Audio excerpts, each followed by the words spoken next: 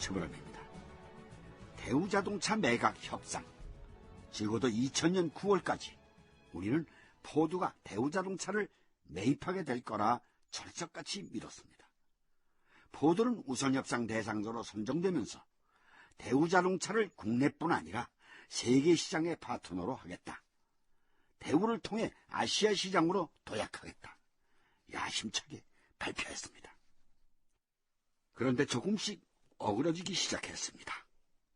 포드 자동차가 사용하던 파이어스톤 타이어의 대규모 리콜 사태, 그리고 실사 과정에서 드러난 생각보다 심각했던 대우자동차의 부실, 이런 모든 것들이 버무려지면서 말입니다. 그래도 우리는 포드에게 기대를 버리지 않았습니다. 우선협상 대상자로 선정된 기업이 인수를 포기하는 것은 국제 상도위에 어긋나는 일이라 그렇게 안일하게 생각했는지도 모르겠습니다. 2000년 9월 15일 새벽, 대우 구조조정 추진협의회 오호근 의장은 사무실에서 한 통의 전화를 기다리고 있었다.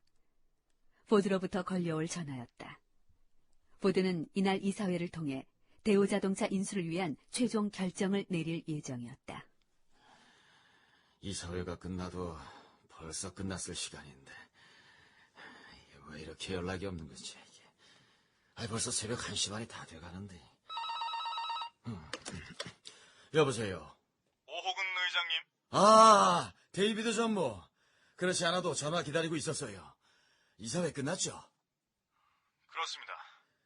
대우 자동차를 매입하는 문제, 이사회 승인 떨어졌죠? 그게 죄송하고 또 유감스러운 말씀을 드려야 할 것 같습니다. 예? 아유, 무슨 말씀을 하시려고? 우리 포드 자동차는 대우 자동차 인수를 포기하기로 했습니다. 예? 포드는 대우 자동차 인수를 포기합니다.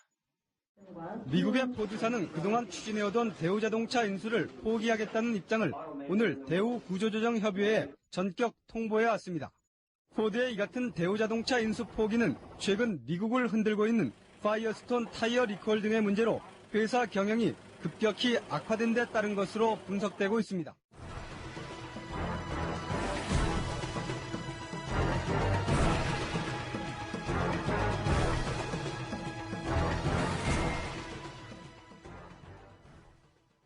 포드의 대우자동차 인수 포기. 전혀 예상치 못한 뜻밖의 사건이었다. 한국 측 협상 당사자들과 채권단이 크게 당황한 가운데 이날 증시는 크게 출렁거렸다. 이른 아침부터 전화를 드려 미안합니다. 대통령님께 보고를 올려야 해서요.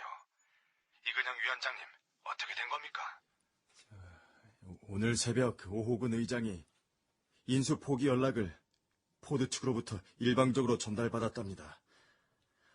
진념 장관님, 그게 내가 아는 전부입니다.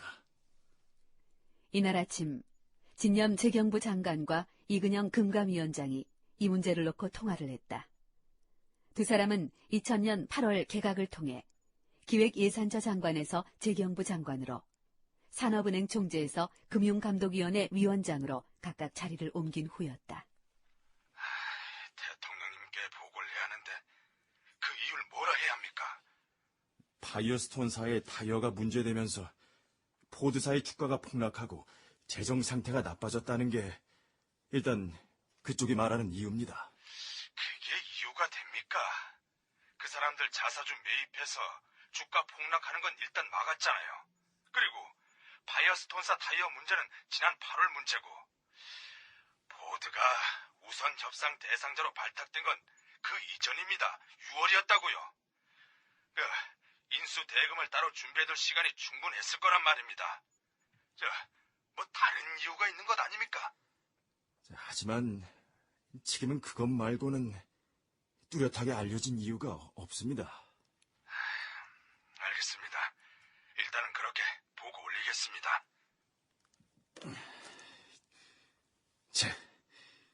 채권단도 한심하지만 구조조정 추진협의회에서는 일을 어떻게 한 거야?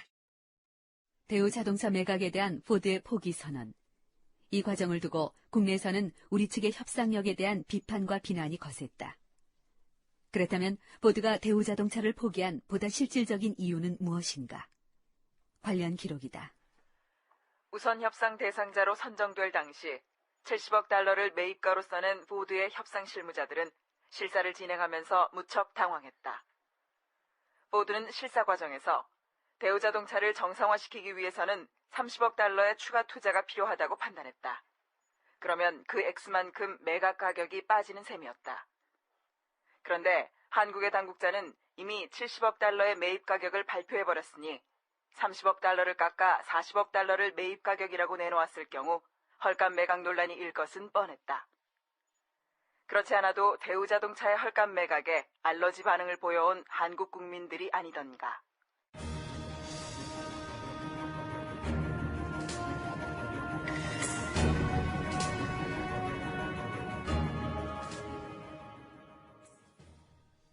비슷한 시각 대우 구조조정 추진협의회 오호근 의장은 GM 코리아의 관계자를 만나고 있었다.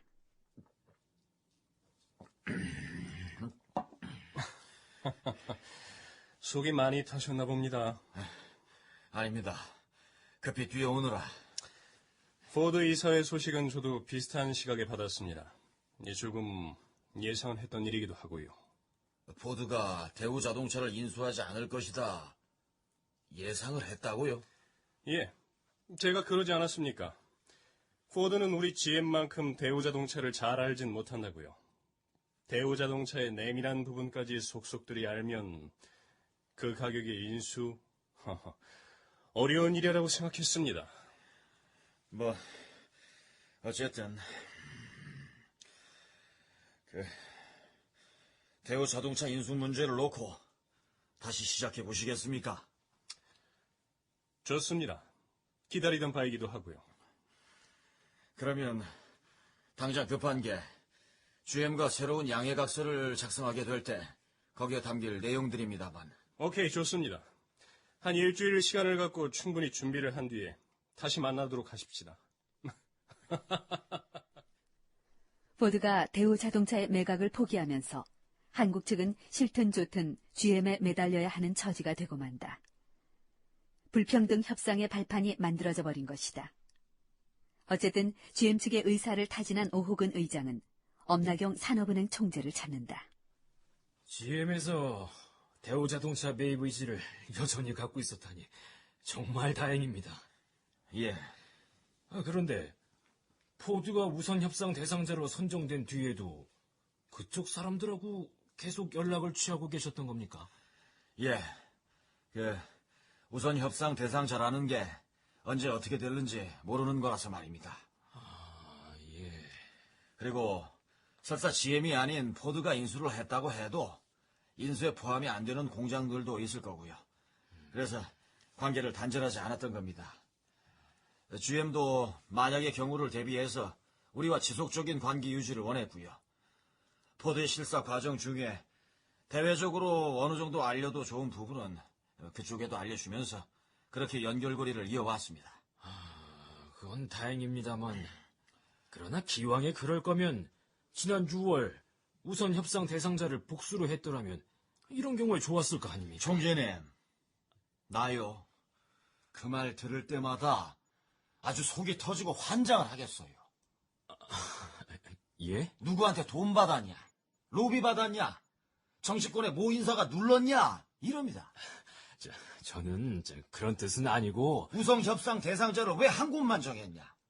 우선 협상 대상 기업한테는 매각 대상 기업의 모든 것을 까발려야 합니다. 사업의 내용과 조직, 자산의 규모 및 내역, 기술 개발의 정도, 심지어 상표 등록권, 특허권까지요. 그런데 어떻게 여러 군데 정합니까?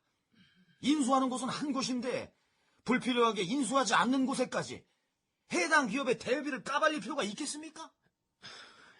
예. 총재님, 나요. 내 길을 가다가 어두운 데서 내 누가 갑자기 튀어나오면은 가슴 쓸어내린 적이 한두 번이 아닙니다.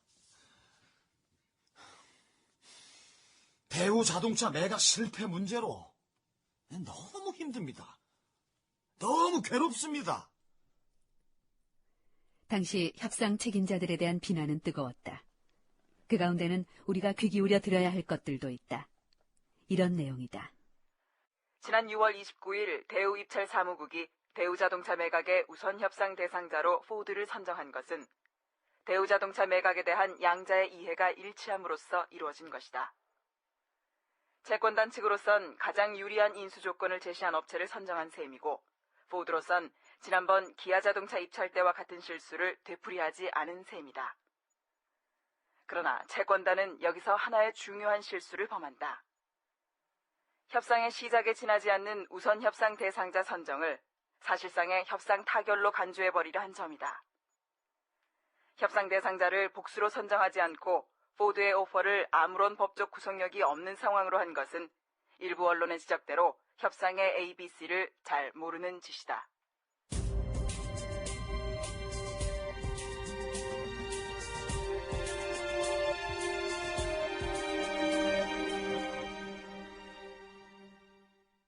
포드와 대우자동차 매각 협상이 실패하고 GM과 다시 협상을 시작해야 했던 2000년 9월, 금감원은 대우에 대한 특별감사 결과를 발표합니다.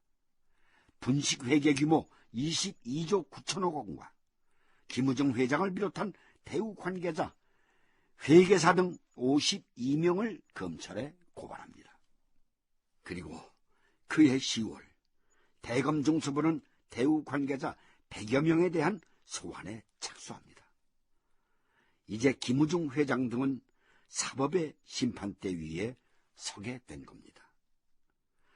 당시 김우중 회장은 유럽에 머물고 있었습니다. 그가 머물고 있는 한 지인의 집에서 이 참담한 소식을 들었을 겁니다. 이번 금감원 조사로 징계 대상에 포함된 대우 계열사 임원, 회계법인 및 공인회계사들은 손해배상 청구 소송에 휩싸이게 될 거라고 합니다. 우리 임원들이 왜? 대규모 분식에 가담한 혐의가. 또? 주식회사 대우의 부실회계 문제를 눈감아준 S회계법인한테는 사실상 사형 선고나 다름없는 12개월 영업정지 처분이 내려졌다고 하고, 공인회계사 61명이 이례적으로 등록 취소되거나 직무정지 등의 징계를 받게 될 거라고 합니다. 거기까지 그만하면 됐어. 회장님, 하루 종일 이렇게 집에만 계셔서는 안 될 것 같습니다. 사모님께서 오신다고 합니다.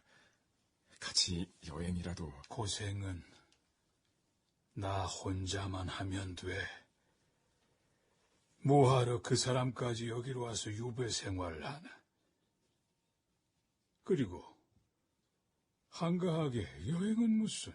회장님, 그래도 건강을 생각하셔서. 대우에서 나와 함께 뼈를 묻겠다고 한 사람들이 검찰의 조사를 받게 된다는데, 이제 그 사람들이 가슴 고초를 겪게 된다는데, 내가 무슨 낙으로 여행을 하고 건강을 돌보나. 회장님. 알로. 여기 한국입니다. 나 장병주입니다. 아, 예, 잠시만요. 회장님, 장 사장님입니다. 장 사장. 회장님, 여기 소식 들어 알고 계시죠? 그래. 아마 곧 검찰에 소환되어 조사를 받을 것 같습니다. 출국 금지로 묶여 있어서 지난번 수술 때도 찾아뵙지 못했습니다만, 저희들 검찰 조사 의연하게 받겠습니다. 미안하네. 우리 대우가 대한민국 경제 역사 앞에서 잘한 것은 잘한 것대로, 잘못한 것은 잘못한 것대로 그렇게 조사받고 나오겠습니다. 회장님께서는 걱정 마시고 부디 건강하십시오.